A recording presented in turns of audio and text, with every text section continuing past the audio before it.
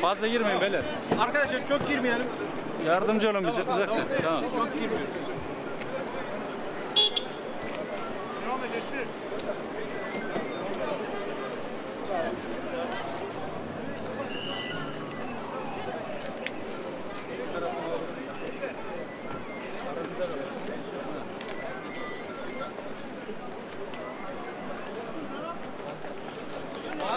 Ahmet.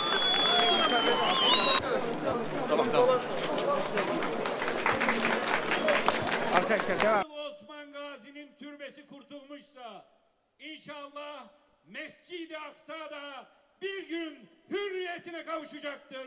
Buna kimse engel olamaz.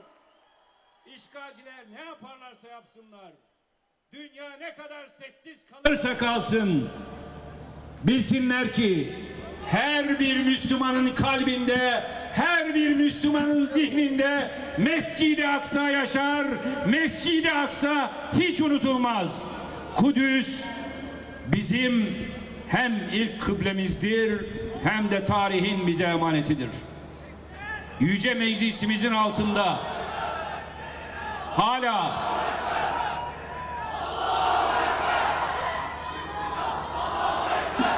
Allah bu tekbirleri bu topraklardan hiçbir zaman eksik etmesin.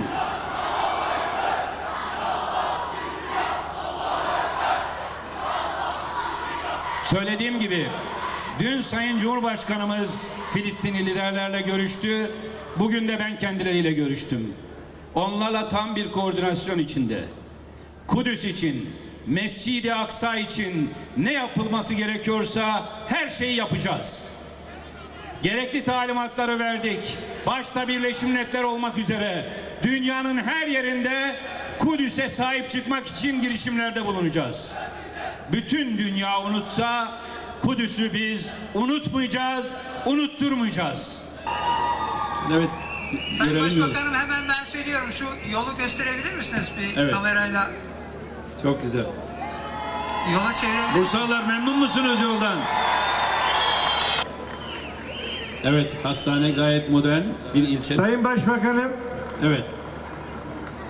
53.500 metre kapalı alanı olan yeni doğan yoğun bakımlarıyla, yetişkin yoğun bakımlarıyla, 10 tane ameliyathanesiyle, modern odalarıyla, hasta odalarıyla, laboratuvarları ve radyoloji bölümleriyle, son derece modern, ileri teknolojiyle donatılmış Bursa İnegöl Devlet Hastanemizin İnegöllü hemşerilerimize ve bölge halkına hayırlı uğurlu olmasını temenni ediyor.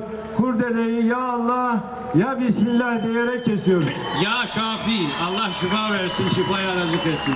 Çok teşekkür ediyoruz. Değerli hemşehrilerimiz, yapımı tamamlanan 21 eserin açılışını Sayın Başbakanımız kurdela kesmek suretiyle gerçekleştirecektir, arz eder. Allah hayırlı hizmetlere vesile kılsın, hayırlı mübarek olsun. Ya Allah, Bismillah. Teşekkürler Bursa. Büyük bir coşkuyla, büyük bir heyecanla Başbakanımızı bağrına basan, milli iradeye sahip çıkan siz saygıdeğer hemşehrilerimize çok teşekkür ediyoruz.